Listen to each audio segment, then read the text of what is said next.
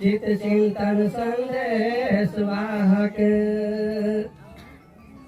नित जैसित अंतराल पार ब्रह्म सद्गुरु कृपा टूटहि माया जाल सात्विक सार समय की क्रिया रूप रहा कुछ और प्रेम मगन आनंद जीवन शायद कोई गौर। मानव जीवन चरित्र सुहानी परखे शायद मिले प्राणी। ओम स्वच्छंद भाव में रमण कर सभी के समस्याओं का समाधान कर आनंद लेने वाले सतपुंज के स्वामी सदगुरु सदजुगेश्वर ब्रह्मानंद जी तथा सांसारिक जीव प्राणी इस साकार संसार में हम जितने भी मानव आए हैं चेतनशील प्राणी हैं और सभी के साथ संस्कार जुड़ा हुआ है। संस्कार किसी को छोड़ा है न छोड़ेगा, वह सबके साथ चला आ रहा है, चलता रहेगा। इस धराधाम पर बहुत सा प्रश्न है। प्रश्नों से आप लोग घिरे हुए हैं, सभी घिरे हैं और जब तक प्रश्न रहेगा तब तक परेशानी रहेगी।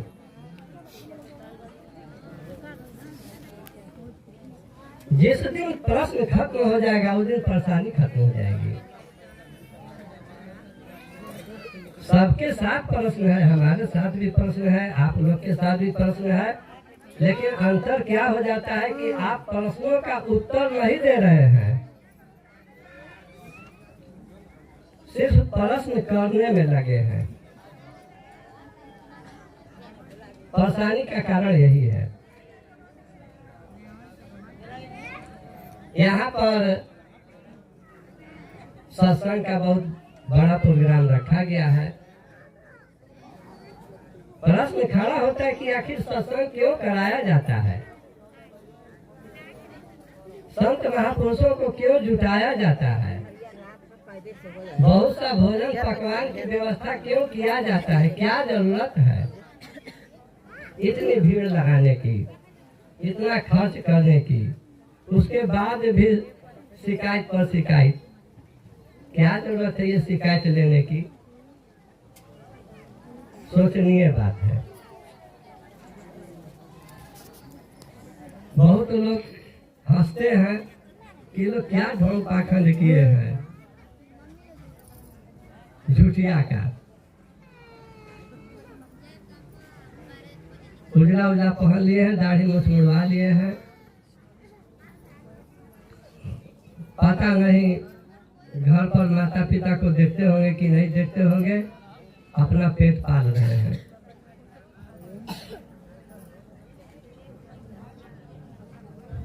तो संस्कार पर यह संसार जुटा हुआ है। हम लोग चलते हैं उस बिंदु पर कि जो सत्संग का व्यवस्था बनाया गया है, आखिर सत्संग क्यों कराया जाता है और सत्संग हम किसे कहते हैं। सत सत में रमण किए, सत रहा कुछ और, जो सत्य को परख लिए मन में करके गौर। सत्य का संग हो गया, उसको ही सत्संग कहा जाता है। तो फिर प्रश्न खड़ा हो जाएगा कि आखिर सत्य है क्या। तो लोग कहते हैं कि इस धराधाम पर जो कुछ भी दिखाई दे रहा है वह असत्य है। क्यों? तो वो जो है नाश्वर है, उसका विनाश होने वाला है, इसलिए वह असत्य है। और सत्य कौन है? तो परम ब्रह्म सत्य है, परमात्मा सत्य है। जो दिखाई नहीं दे रहे वो सत्य है, जो दिखाई दे रहा है असत्य है।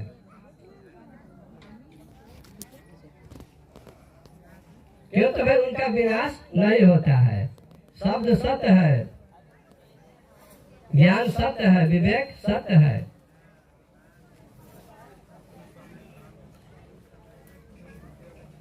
जब बहुत छानबीन कर विचार किया गया तो मिला कि सत्य संग को कह दिया गया कि सत्य का संग हो गया। जो दिखाई ही नहीं दे रहा है उसका संग आप कैसे करेंगे भाई? परमात्मा सत्य है, परमात्मा को देख ही नहीं रहे हैं। आत्मा सत्य है, आत्मा को देख ही नहीं रहे हैं।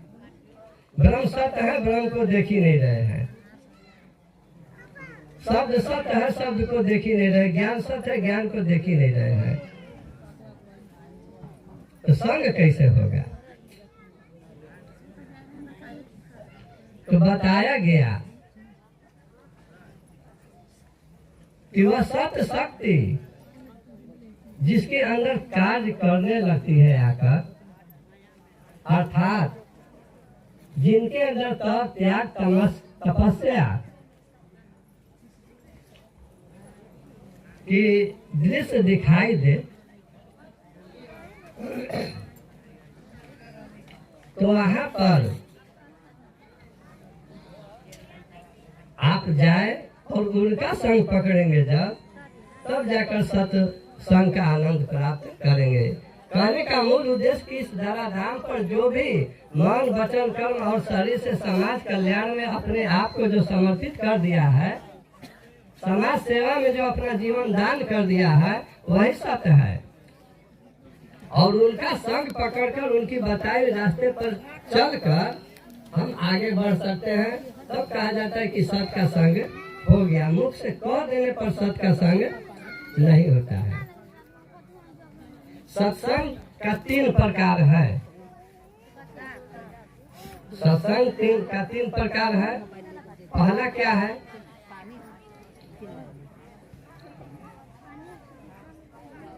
कि एक जैसे मंच की व्यवस्था बनाई गई है कहीं भी, और एक जो है बहुत अच्छे कथावाचक है। राम करके गए, कृष्ण करके गए, संत कबीर साहब करके गए, रैदास बुद्ध, यानी महान पुरुष जो चले गए हुए हैं। फोटो पे फूलो बना तो ऐसे तो ओढ़ा दे गिर गिल बा एक ओरिया कीर्ति, उनकी गाथा, उनकी कथा एक व्यक्ति जो है आलाप कर जो है कह रहे हैं, उनकी चर्चा गा रहे हैं। मंगल भवन मंगल हारी अदर बहु दशरथ अजिर बिहारी। ये पद किसका है? तुलसीदास जी का है। यानी एक दूसरा व्यक्ति करके चला गया है, कोई लिख दिया है, कोई उनकी कहानी बना दिया है, और एक व्यक्ति उनकी कथा बहुत आनंद के साथ सजाकर बोल रहे हैं, पीछे से लोग आनंद में होकर सुन रहे हैं। ये पहला सत्संग है जिनको प्रवचन कहा जाता है।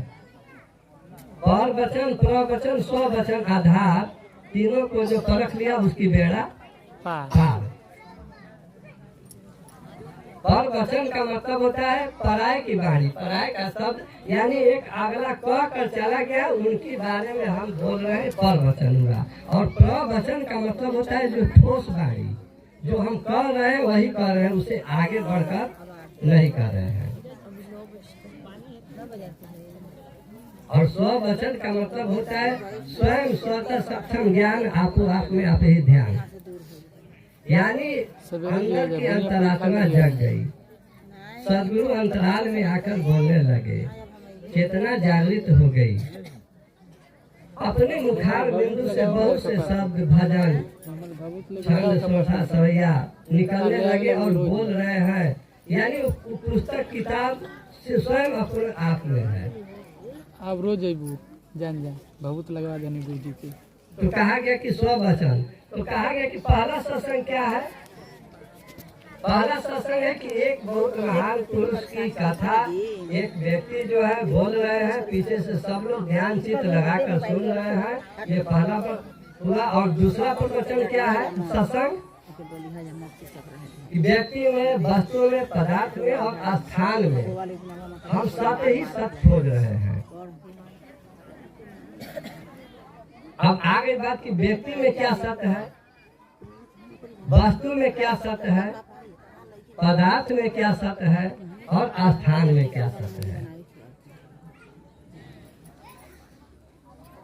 यानी सत्य खोजने में है, असत्य की ओर नहीं है। तो व्यक्ति में क्या सत्य खोजे, तो मिला कि हम जितने मानव हैं, 5 तत्व 3 गुण है, इंद्रिय 10 आधार, 52 वृत्ति 100 सूत्र पर रच रखा संसार। यानी 5 तत्व 3 गुण 10 इंद्रिय 52 वृत्ति और 100 सूत्र से ये जो है शरीर रचा हुआ है और ये सबके साथ है। ये नहीं कि इस मंच पर हम बैठ गए हैं तो हमारा जो है इतना रचना में है और जो आप लोग सुन रहे हैं आप लोग की नहीं है, ये रचना सभी के साथ है। तो इसमें सत्य क्या है, इसमें आत्मा सत्य है। व्यक्ति में सत्य क्या है, आत्मा सत्य है। आत्मा ही परमात्मा का रूप धारण करती है। इस पर अब विश्लेषण नहीं करेंगे, कारण कि समय को ध्यान में रखते हुए काम करना है। तो व्यक्ति में हमने क्या सत्य खोजा कि आत्मा सत्य है और सब में आत्मा है। आत्मा आत्मा आत्मा सिर्फ एक परमात्मा। तो जब हम सभी एक आत्मा, तो आत्मा आत्मा से प्रेम करना जरूरी है। जाति पाति कुछ नहीं, सब है एक समान, सब ईश्वर के अंश हैं, जाने सकल जहान। ये बहुत अच्छे ढंग से दिए हैं सदगुरु स्वामी ब्रह्मानंद जी ज्ञान।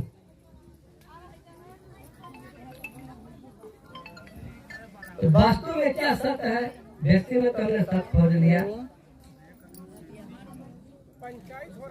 तो वास्तु में सत्य हम अब खोज रहे हैं। तो जैसे ये आसन लगा हुआ है, आप लोग शांत चित्त होकर जब सुनेंगे तभी बातें समझ में आएगी। कारण कि यहाँ पर राम रामायण की बात नहीं कही जाती है। राम रामायण गीता पुराण ये सब जाने सकल जहान, बहुत से आलजाल कथा कहानी भरा हुआ है। और ये कथा नहीं, यहाँ पर तो आध्यात्मिक ज्ञान कहा गया कि राम रामायण गीता पुराण ये सब जाने सकल जहान, कुछ तो सुन लीजिए आध्यात्मिक ज्ञान। पर इसके लिए लगाना पड़ेगा आपको ध्यान। तो अब रही बात की वास्तु में क्या सत्य है।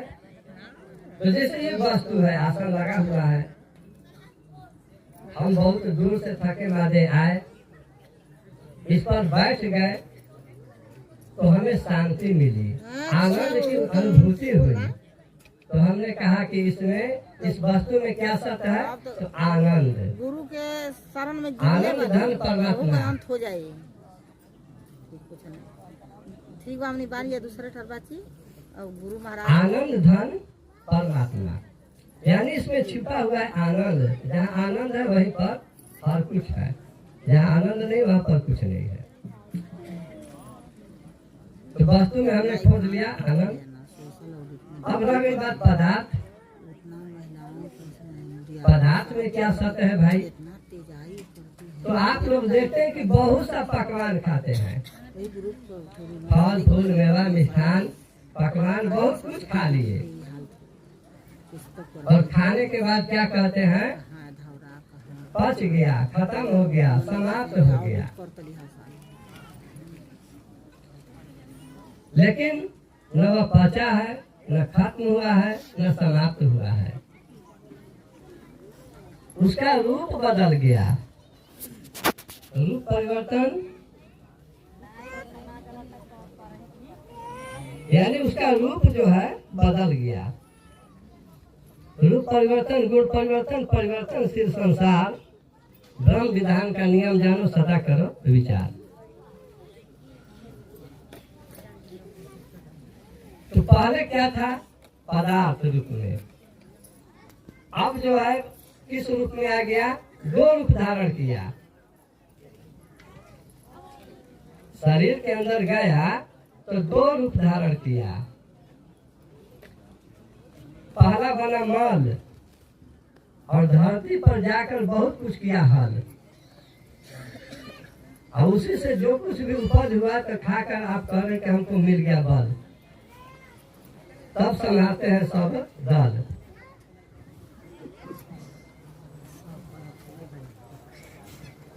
तो मल जो है कहा गया धरती पर, उठा के रख लेंगे। धरती में शक्ति दिया,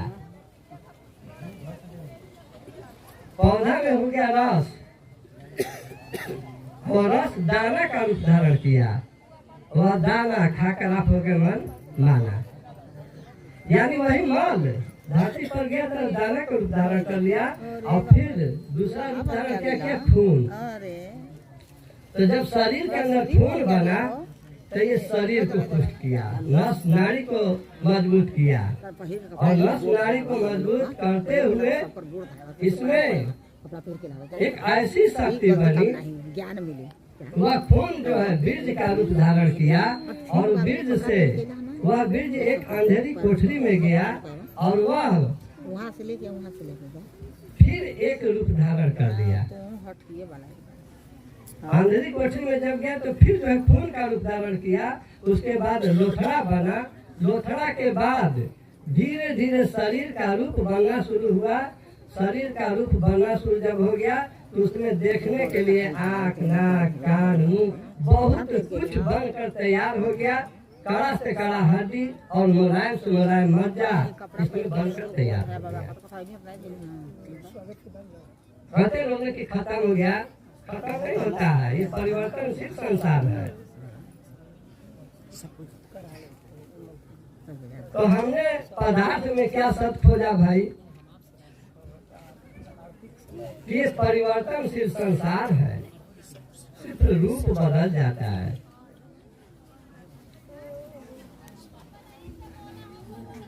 ठीक उसी तरह से परमात्मा एक है और एक से अनेक रूप धारण कर फिर एक में एक बन जाते हैं।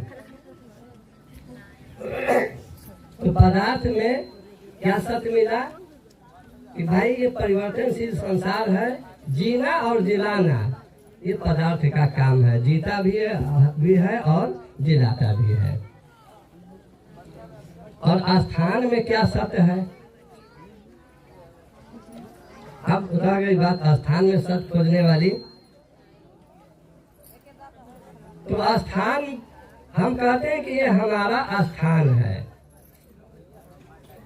इसके पहले हमारे पिताजी कहते थे कि ये हमारा स्थान है। उसके पहले हमारे दादाजी कहते थे कि ये हमारा स्थान है। यानी परदादा अठरादा सभी लोग कहते गए कि ये हमारा स्थान है, कहते गए और चलते गए, कहते गए चलते गए। हम भी कहेंगे कि हमारा स्थान है, हम भी कहेंगे और हम भी चले जाएंगे। आने वाला पीढ़ी दर पीढ़ी यही बात को कहेगा कि ये हमारा है, और कहते हुए आएगा और जाएगा। और स्थान ज्यों का त्यों रह गया, वही का वही रह गया। तो स्थान में क्या सत्य है, तो स्थान में हम कहते हैं कि अधिकता है। इसमें क्या सच छिपा है, स्थान में अधिकता। यानी कहने का मूल उद्देश्य कि आपके अंदर अधिकता हो। यदि अधिक है तो हर कार्य सफल है, जब अधिक नहीं है तो कोई कार्य सफल नहीं होगा। एक बात आप लोग ध्यान से सुनेंगे, एक बात आप लोग और ध्यान से सुन लेंगे। जो गुरु की बात चल रही थी, सदगुरु तो किसी जाति का नाम नहीं है, किसी व्यक्ति का नाम नहीं है। सदगुरु अभेद शक्ति का नाम है। अभेद निश्चल निर्विकार निष्कलंक शक्ति जिस तन में आकर कार्य करने लगती है उन्हें सदगुरु की संज्ञा दी जाती है। शब्द ज्ञान विवेक अनुभूति इसकी जाने कोई करतूती। शब्द ब्रह्म है, ज्ञान गुरु है, विवेक परमात्मा है और अनुभूति शिव है। ये चार शक्तियाँ जब एक में समाविष्ट होती है तब सदगुरु पोस्ट होता है। सदगुरु कोई व्यक्ति का नाम नहीं है। अब रह गई बात कि लोग चर्चा करते हैं कि सदगुरु, जब आप गुरु मान लिए तो गुरु बदलना नहीं चाहिए। बहुत लोगों के मुख से सुना जाता है, अभी आप लोग भी सुन रहे थे, हमारे राजकुमार महाराज जी कह रहे थे कि हमने तीसरा गुरु पर आकर टीके। अभी तो बहुत कम में है, दातात्रेय 21 गुरु किए थे। स्वामी विवेकानंद 52वां गुरु पर आकर टीके हुए थे, ठहरे हुए थे। और संत वचन है कि जब तक गुरु मिले ही नहीं साचा, तब तक गुरु करो 10 पाँचा। कहने का मूल उद्देश्य है कि आप जहां भी गए, यदि आपके अंदर जागृति आ गई, शॉर्ट में आप लोग सुन लीजिए कि आपके अंदर जागृति आ गई कि हम जिनको गुरु मान लिए हैं वे हमारे लिए सर्वे सर्वा है, सर्वश्रेष्ठ है। अब कोई दुविधा नाम की चीज नहीं रह गई। अर्थात गुरु के प्रति शिष्य में भेद आती है तो शिष्य नहीं है, और शिष्य के प्रति गुरु में भेद आती है तो गुरु नहीं है। गुरु के प्रति शिष्य में भेद नहीं आनी चाहिए और शिष्य के प्रति गुरु में भेद नहीं आनी चाहिए। अभी जब तक भेद है तब तक खेद है, दिल में छेद है।